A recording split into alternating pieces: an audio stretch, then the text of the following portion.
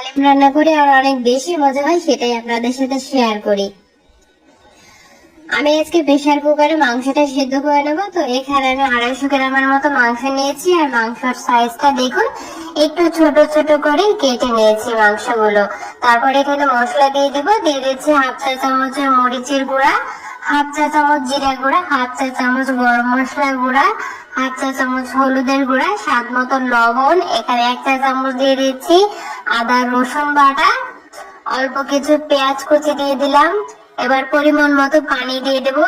এখন দিচ্ছি প্যাকেটে যে মশলাটা থাকে সেখান থেকে 2 চা চামচের মশলা দিয়ে দিলাম আমি।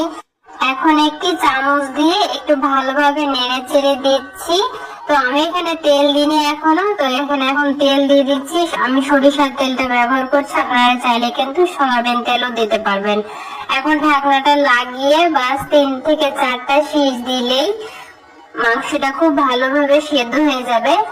তো এই যে আমি মাংসটা সেদ্ধ করে তারপর আপনাদেরকে দেখাচ্ছি, যেহেতু অনেক গরম তাই টিপে দেখাতে পারছি না, কিন্তু মাংসটা সেদ্ধ হয়ে গেছে, কিন্তু ঝোল আছে।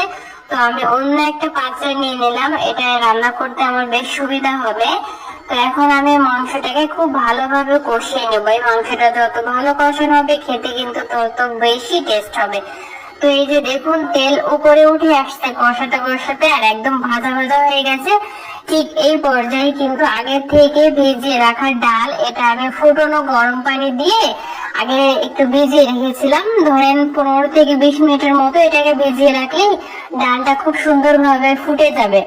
তারপরে যে এখন কষিয়ে নেব মশলার সাথে, খুব ভালোভাবে ডালটা কষিয়ে নিয়ে তারপর আমি এখানে পানি দেবো। কষাতে কষাতে কিন্তু একটা জিনিস খেয়াল রাখবেন, যে অনবরত নাড়াচাড়া করতে হবে, নাড়াচাড়া থামালে কিন্তু হবে না, তাহলে দেখবেন যে তলায় লেগে যাবে।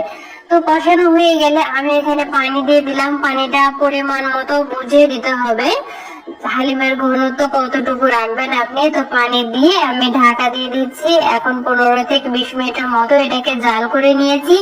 ডালটা খুব ভালোভাবে ফুটে গেছে। এখন লাস্ট পর্যায়ে আমি এখানে দিয়ে দিচ্ছি হালিমের সেই মশলাটা 1 চা চামচের মতো, আর কিছুটা পেঁয়াজ বেরেস্তা দিয়ে নাড়াচাড়া করে 5 মিনিটের মতো এটাকে চুলার উপরে ঢাকা দিয়ে রেখে দেবো। এই পর্যায়ে চুলার আঁচটা কিন্তু আমি একদম লো করে দেবো।